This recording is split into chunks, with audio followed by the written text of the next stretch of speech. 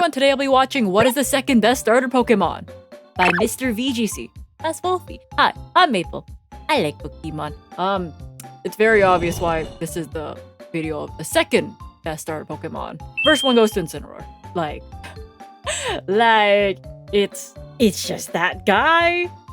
He's been memed on for like every single Wolfie video. Bro mentions it all the time. It's pretty obvious. I'm pretty sure there's also a video on why Incineroar is like the best Pokemon, well, starter Pokemon or best mon ever by Wolfie also. But we can watch that after. Like that, we already know why. Well, yeah.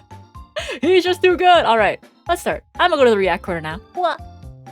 What is the second best starter Pokemon? Oh, you're wondering why we don't want to know about the best starter Pokemon? I know it.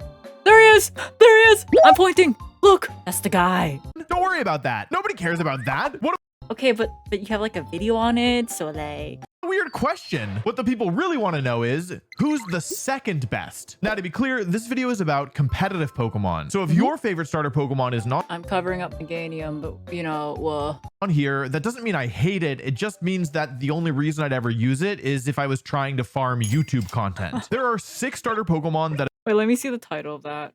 reason I'd ever use it is if I was trying to farm YouTube content. I won the world championship with Meganium, Delphox, and Samurott. Yeah. I know, like, I've watched like random like videos where he just tries like random things. I remember like one I clicked on because I like Rufflet, and bro was just he was using like Hustle Rufflet or something like that. There are 6 starter Pokemon that have been good to varying degrees in competitive Pokemon. Okay, you see the top right? Charizard. Bottom left, that's Venusaur. Pretty sure that's the cat below over there. So obviously, we're gonna talk about 5 of them. All starter Pokemon have some things in common, most notably their abilities. All fire type starters get the ability Blaze, the water types get Torrent, and the grass types get Overgrow. Despite being called different things, these abilities are effectively all the same. They power up the Pokemon's fire, water, or grass type moves when the Pokemon drops to low health. These abilities, to put it nicely, suck. While they do come up every once in a while, for the most part, if your Pokemon is low enough HP that the ability is actually active, it's also low enough HP that you'll be taking a trip to the Pokemon Center expeditiously. The good news is that every starter Pokemon gets access to a second ability, and these hidden abilities determine a lot of how good each starter Pokemon can be in I love Skeletor so much, but also I love Boy Coco. There's not a thought between those eyes. It's awesome. competitive play. For example, let's start with Primarina. Do people like Primarina? I feel like I generally have a pretty good idea of like how popular different starter Pokemon are, but for Primarina, I actually have no idea. Primarina is a Pokemon that was introduced in Generation 7, and it's the only starter Pokemon from Alola we're going to be talking about today. Primarina is a water and fairy type Pokemon, which is really good. Even though water and fairy don't have a ton of inherent synergy beyond water canceling out fairy's weakness to steel, it turns out when you stick 2 of the best types in the game together, you get something really good. Primarina only has 3 weaknesses, a rarity among Pokemon with 2 types. And even better, it resists 6 types and is immune to a 7th. Compare this to my favorite Pokemon, Executor, and its 7 weaknesses, including a double weakness to bug, and you'll soon see that not all silly Pokemon are created equal. Primarina is one of the only Pokemon in the game that resists all of the moves from both Urshifu, a Pokemon distortion world bent on traumatizing every competitive player. And unlike Decidueye, who made an appearance on my worst starter Pokemon video, Primarina's ability actually does something useful. It's called Liquid Voice, and it turns all of Primarina's sound-based moves into water-type moves. Oh, this explains a lot because I don't know. I feel like I never actually paid that much attention to like Primarina's abilities or like moveset and that kind of stuff until Pokemon Champions. Like I've played a little bit of Pokemon Champions. I'm not exactly the best player in the world. In fact, that's why we're watching Wolfie's videos, and that's why I'm reacting to it. But I'll have you know, I played like 1 game a day, and then I forgot to log in, and then now my Switch 2 is currently in my living room instead of my room. Whoopsies. I'll log back in. I think they introduced like a new Pokemon banner, so I don't know, I'll try it out again. But yeah, that explains why it has like Hyper Voice and that kind of stuff, because that just becomes Water Hyper Voice. moves, regardless of their original type. If you're not sure what a sound-based move is, don't worry, they didn't just add in another type that you've never heard of. Well, I mean, unless you haven't heard of the stellar type by now. Some moves make sound, and for the most part, that doesn't change anything. It comes up sometimes because there is an ability called Soundproof, which prevents all damage from sound-based moves. And I love Soundproof because I am a Kaizo Ironmon player, and having Soundproof on your Pokemon basically means that you can avoid bullshit like Perish Song in a game where you only have one Pokemon. So you can't switch out because that'd be using more than one Pokemon. So if they Perish Song you and you have to fight more than 3 Pokemon, you just die. Yay! And sound moves ignore substitute, plus a couple other niche interactions, but for the most part, whether a move is sound-based or not is kind of like a tree falling in a forest when nobody's around. It doesn't really matter all that much. But okay, my name's Maple, so I'm a tree. If I fell down the forest, I would bitch about it in a video, and then you guys would know about it. So it does matter. Bleh. It's a battle, win or lose. It's the friends you make. Subscribe or you will lose. I'm Small Meeple. Bye. it does matter to Primarina, because every sound-based move becomes water type when the operatic ocean dweller is the one using it. And this is a pretty big deal because of a normal type move that Primarina learns called Hyper That's Voice. the one! Hyper Voice is somewhat unremarkable. It's a decently strong normal type move that hits both targets, but it's also a sound-based move, and that means Primarina gets to use it as a water type attack. Yeah, 90 power special spread move. This is also why Sylveon also gets it. With Pixelate, this Hyper Voice becomes, instead of a normal, becomes just 90 power special, 100 accuracy, spread fairy move. Whoa, a lot of words. Water type moves that hit multiple targets normally come with some kind of drawback. The most common ones are Surf, which also damages your partner, and Muddy Water, which can miss. Hyper Voice does neither. And actually, I don't remember if back in Gen 3 Surf would actually hit your partner. I'm trying to remember if that was like a thing. Because every now and then they like to update moves, and then I could never remember which generation things were updated. Like, I do remember things like, oh yeah, back in Gen 5 and before, all weather was like permanent unless you change it yourself, and then Gen 6 it would last 5 turns and that kind of stuff, unless it was reset. But when it comes to move, especially the other day when I was talking about, it was an M&J video, I believe, where Beldum would only know takedown up to a certain point, but eventually they just made him learn tackle. So that way you don't have to deal with the recoil damage, but it was like Beldum would learn its first move at like level 20, but until then you just have to take down and take down and take down and take down. Scarlet and Violet, Primarina doesn't learn that many better water type moves, period. There's Hydro Pump, which always misses when you need to hit, and okay, you see, Hydro Pump is an 80 accuracy move, but it's actually a 50-50. You either hit it or you don't.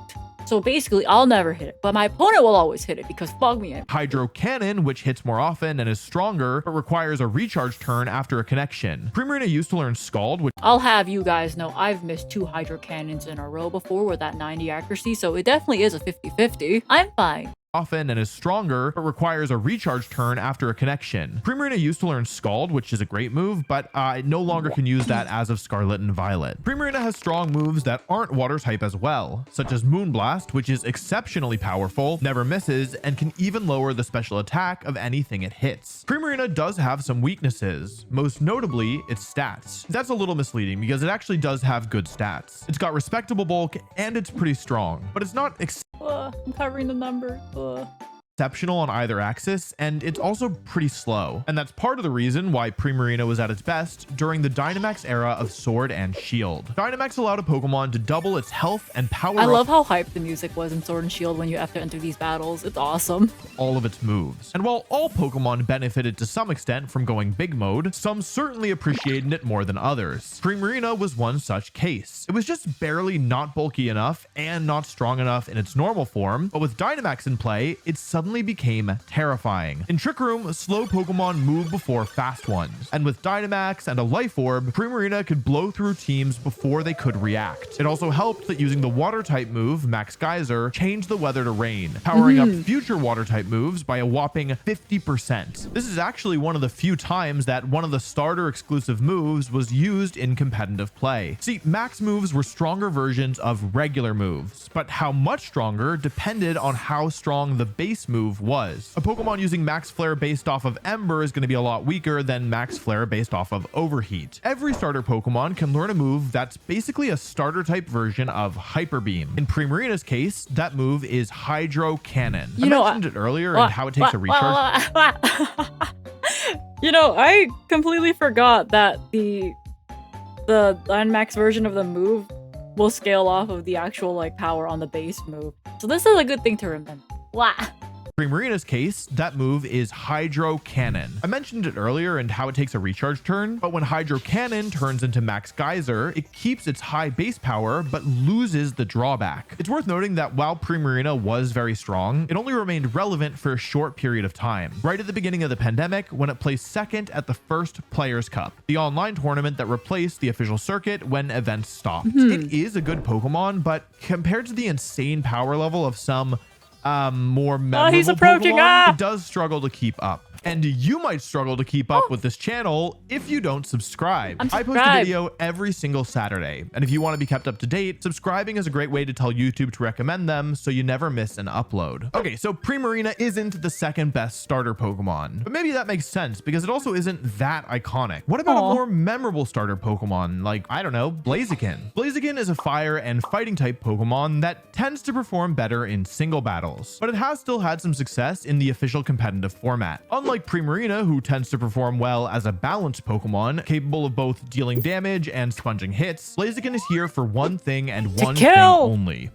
damage. This actually isn't entirely because of Blaziken's typing. While fire and fighting is definitely a type combination geared towards offense, Blaziken only has one more weakness than Primarina and the same number of resistances, so it does lack an immunity. And this is nice because even though picking Blaziken means you're comfortable with it going down quickly, the decent defensive spread means if it's paired up against the right Pokemon, it can be like the last guest at a party and just refuse to go home. But the real strength of this typing is its offenses. There is no single type in the game that can resist both fire and fighting, making it very difficult to stop Blaziken from blowing something up. Of course, the typing is only part of the equation. The arguably bigger factor in Blaziken's offensive nature are the stats and the ability. While it has totally fine natural bulk, it definitely isn't great.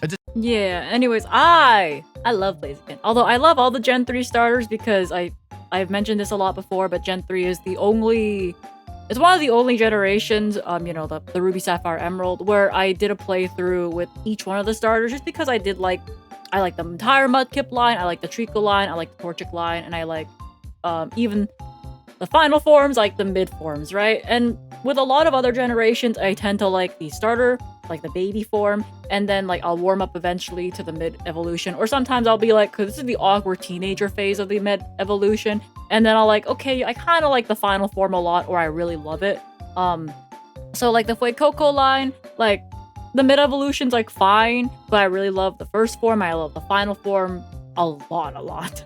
I love them, okay? But yeah, Gen 3 is just one of those where I'm like, that one hits, and mid stage hits, and the final form, they just hit. So I like Blaziken. Anyways, I know it gets speed boost. Attack and special attack are clearly intended to be the focal point, but that's not addressing the elephant in the room: Blaziken's speed stat. For an offensive Pokemon, it's just way too slow, and it's also just in this awkward middle ground where it's too slow to keep up with the really fast Pokemon, but too fast to be effective in Trick Room. Yeah, so I want to say he's gonna talk about speed boost because I have used a Blaziken with speed boost before in like, you know, just regular ass games, I guess.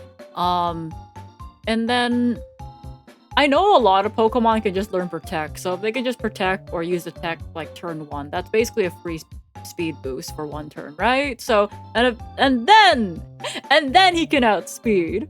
But that's not factoring in Blaziken's ability, Speed Boost. That's the one! Speed Boost is one of the craziest abilities in the game. It's giving awesome. the Pokemon okay, well, it gives it a speed boost every single turn. I guess it's not shocking. This is one of very, very few abilities that can boost a Pokemon's stats without some condition being met. And for good reason. Stat boosts are a huge deal in competitive Pokemon. And so for the most part, getting one requires using a move or giving up your item. Oh, I think he has a video on this doggo, Zacian, because I used Zacian back when I played Sword and Shield, my very tiny competitive phase, and by very tiny I mean my friend taught me for a bit.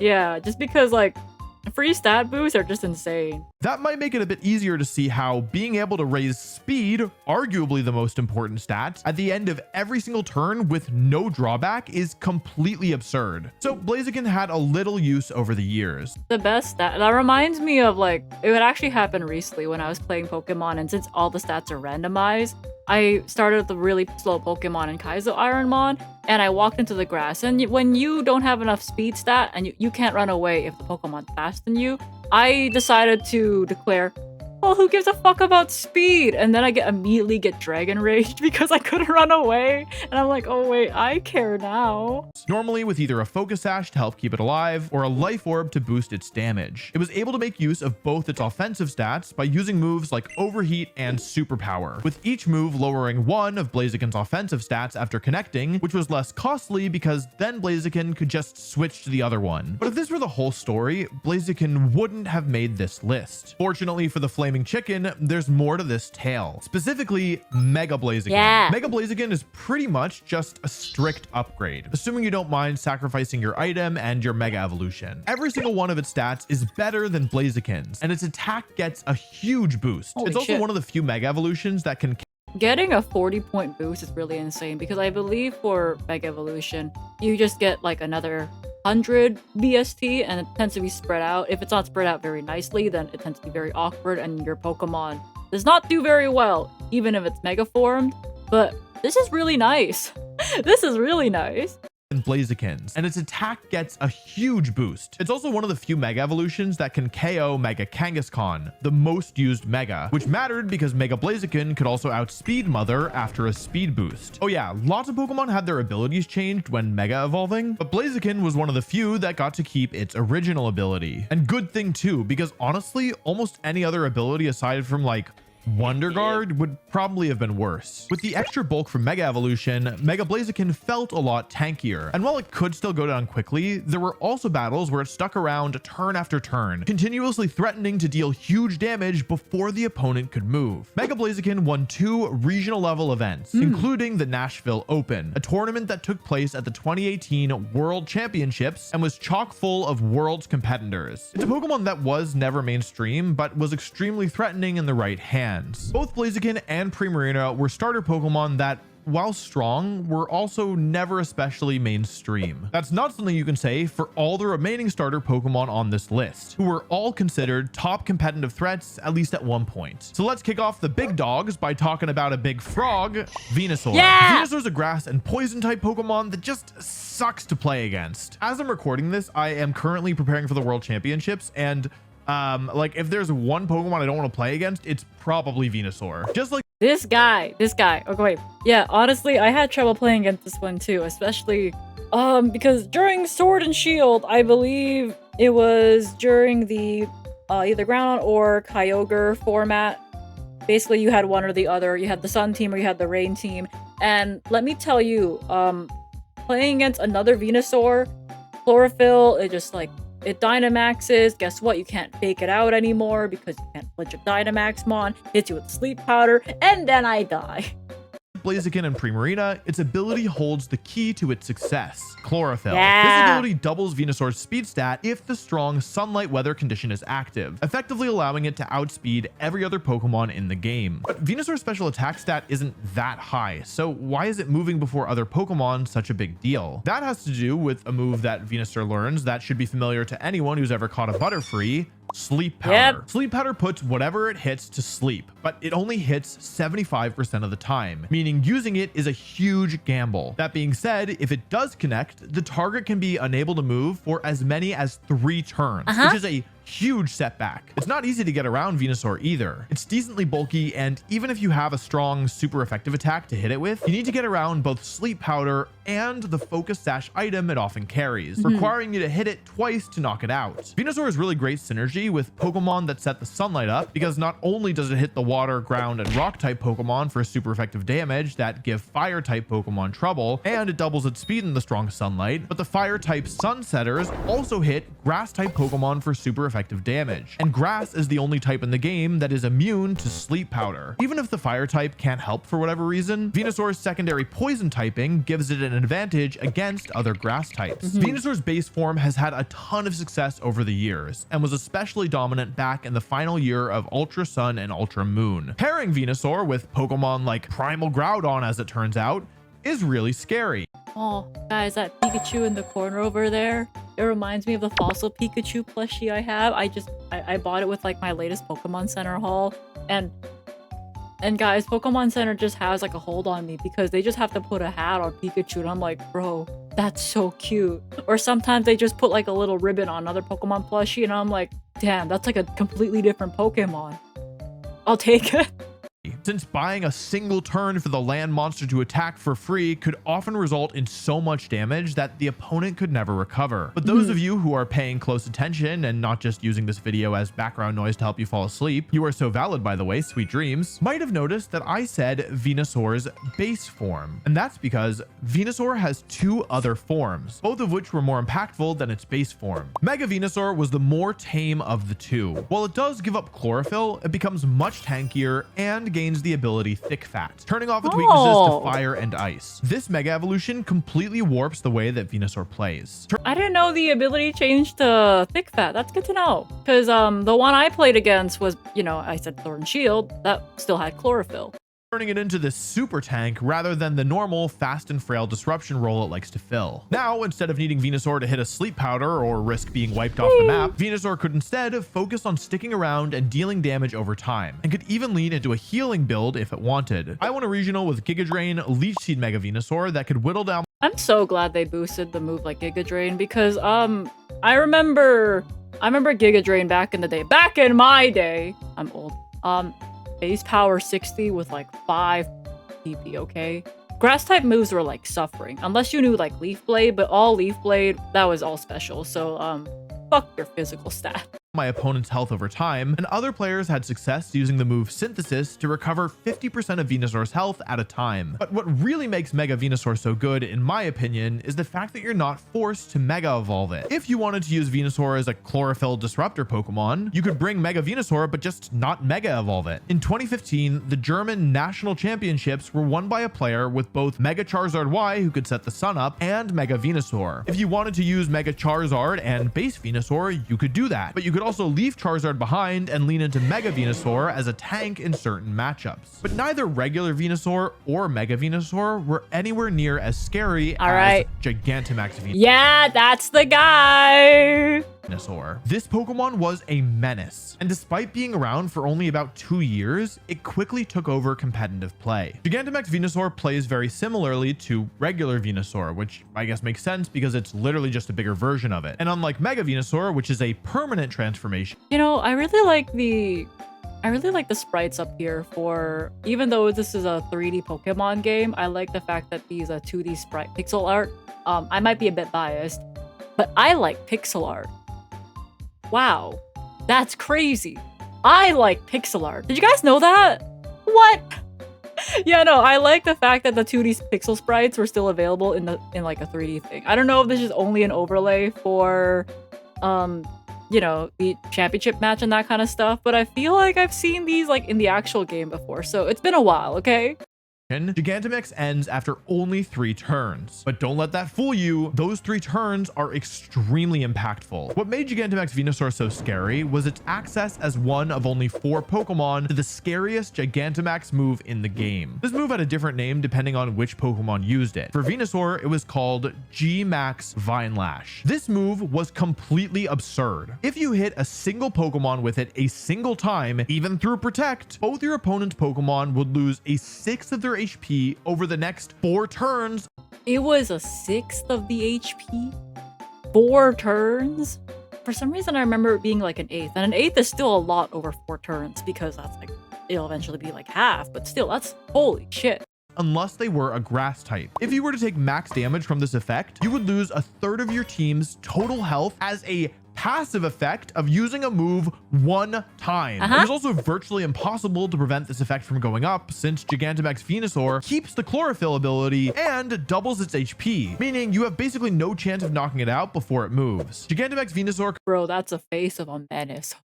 could also use the max version of Earth Power, Max Quake, to raise its team's special defense, making it even harder to get rid of. Gigantamax Venusaur became a top threat the instant it entered the game. It won the North American International Championships, multiple regional championships, and one of the Players' Cups. And it would have won a second one if I hadn't stopped it. The fact that it didn't even need to Gigantamax right away and could instead use Sleep Powder to disrupt made it even harder to handle. Gigantamax Venusaur was so oppressive that it makes other forms of Venusaur look tame, which is saying something. But Venusaur isn't the only starter Pokemon on this list with multiple forms. What? You thought I was gonna make a video about starter Pokemon and not talk about Game Freak's Golden Goose Charizard? Charizard is similar to Venusaur in that it has 3 forms that we're gonna talk about today. But it differs in that one of those forms is not its base form. Base Charizard is just bad. I did bring it to a regional one time, so I guess I'm qualified to say that. Its typing isn't awful, but it has a lot. He's like, it's bad. I tried my best.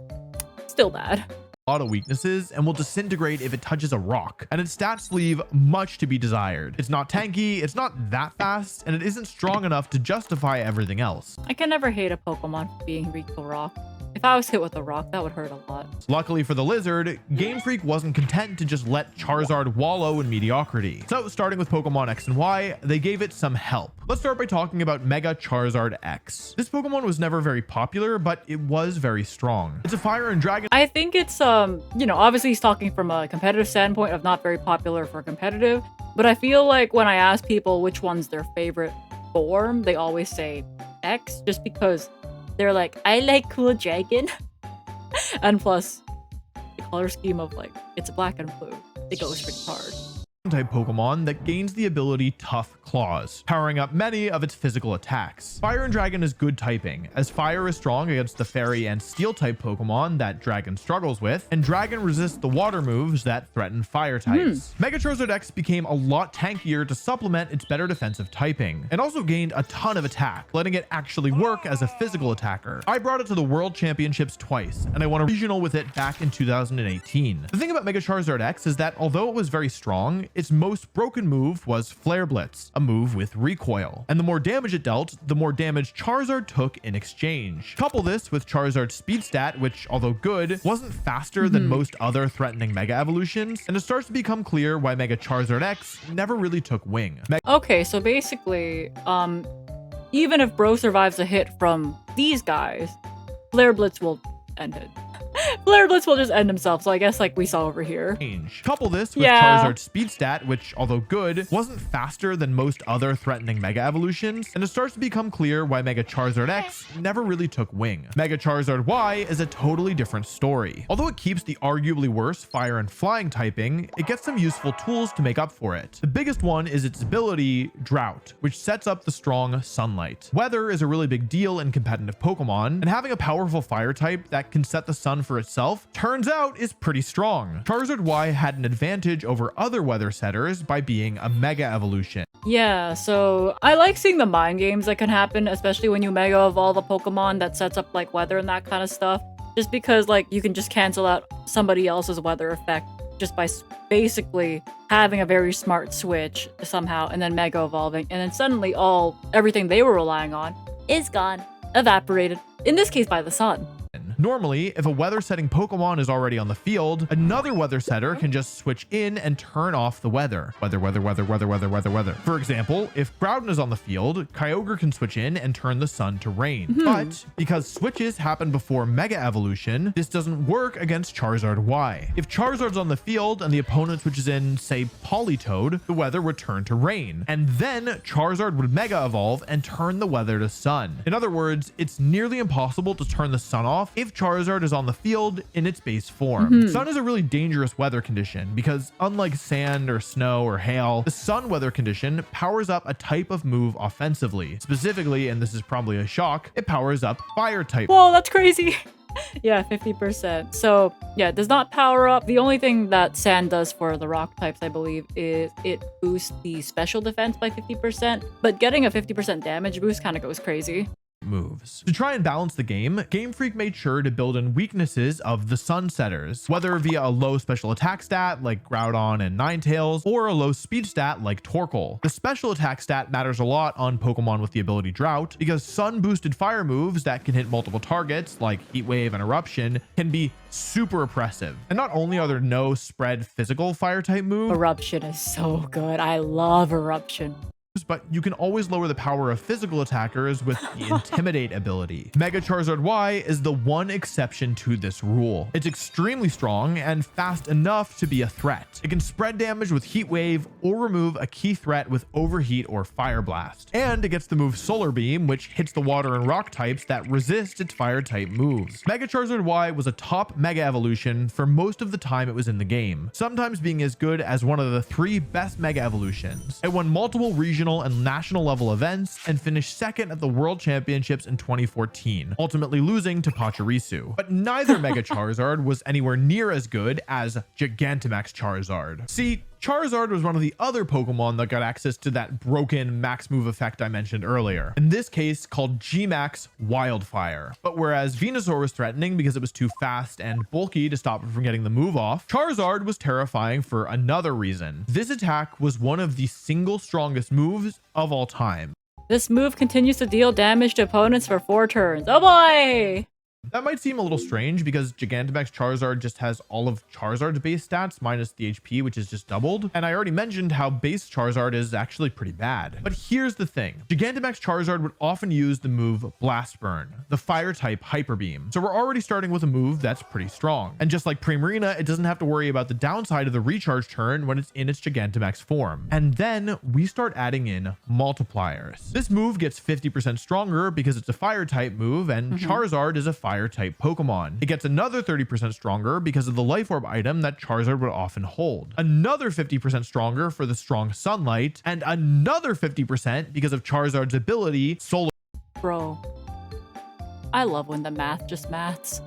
Power. Solar Power increases the special attack stat of the user by a whopping 50% if the strong Sunlight is active, but causes the Pokemon to lose 10% of their health every single turn while the sun is up. It's a strong ability, but I would say it's overall pretty well balanced because of the HP loss. Except if the Pokemon is Dynamaxed, that HP loss is halved. And that's true of the Life Orb recoil as well. You see, these effects cause a Pokemon to lose 10% of their base health, not their Dynamax health. And whereas the damage adds up pretty quickly when you're taking 10% per effect, it feels a lot less meaningful when it's only 5% and you have twice as much health as normal. With all these multipliers in play, Gigantamax Charizard could KO even Pokemon that resist it. And that's not even factoring in the G-Max Wildfire effect, which again causes both opponents to lose a 6 of their HP every turn for the next 4 turns. And that's not all. Gigantamax Charizard is the only form of Charizard to actually make good use of its flying typing. I like that cut-in effect. It was like, I believe,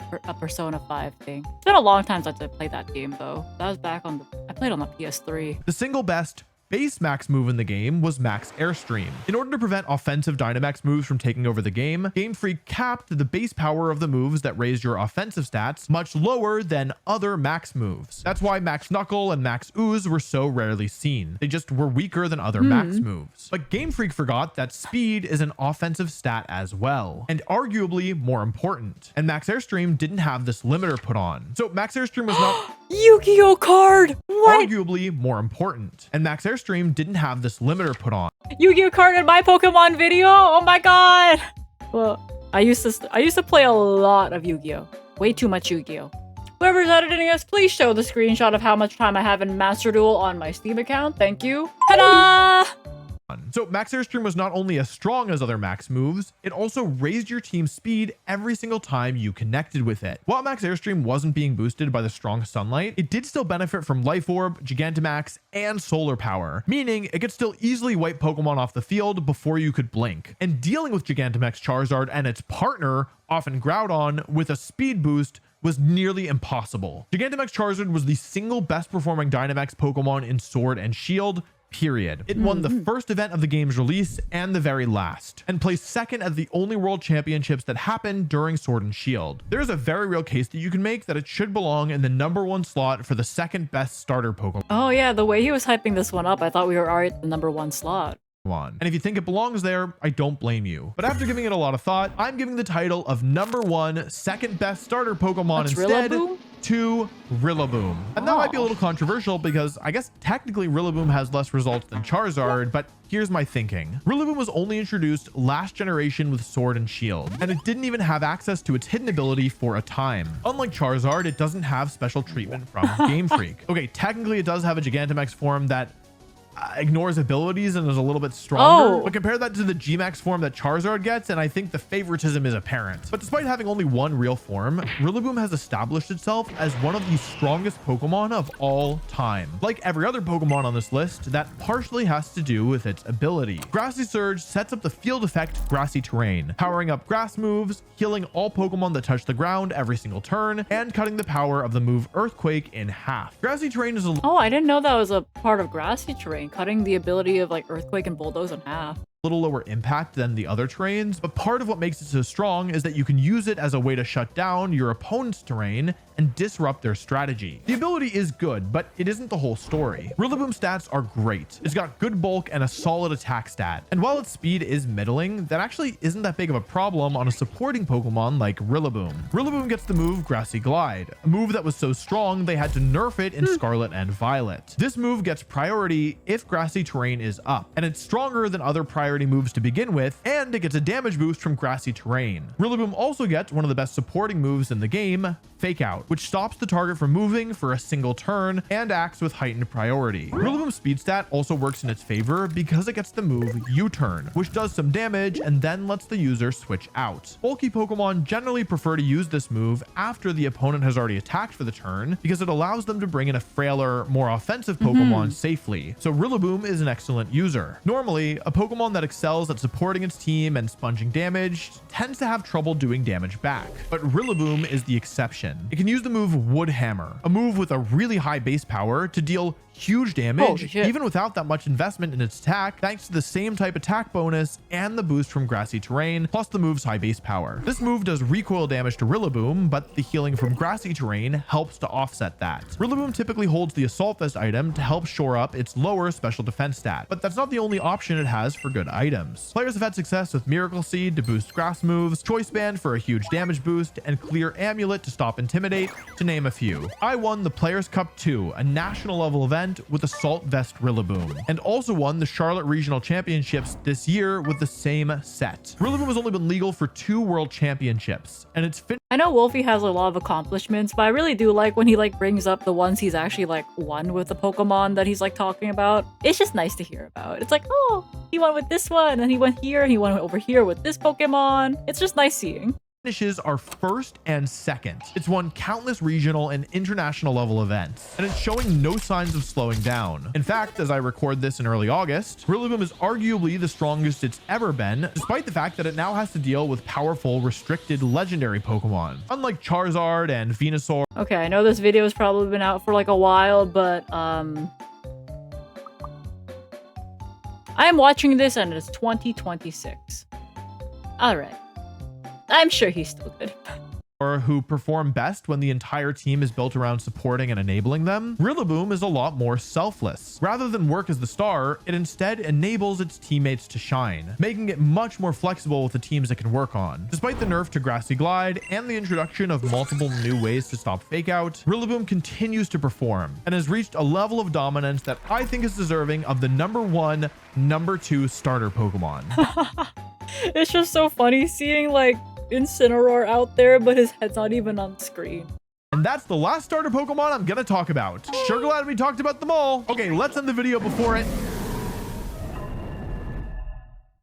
Thanks for watching. If you like this video, you're back. You might like this other video I made trying to find the worst starter Pokemon I watched of all that. time. It seemed like some of the Pokemon I was considering really surprised people, so just be warned if you're gonna watch it.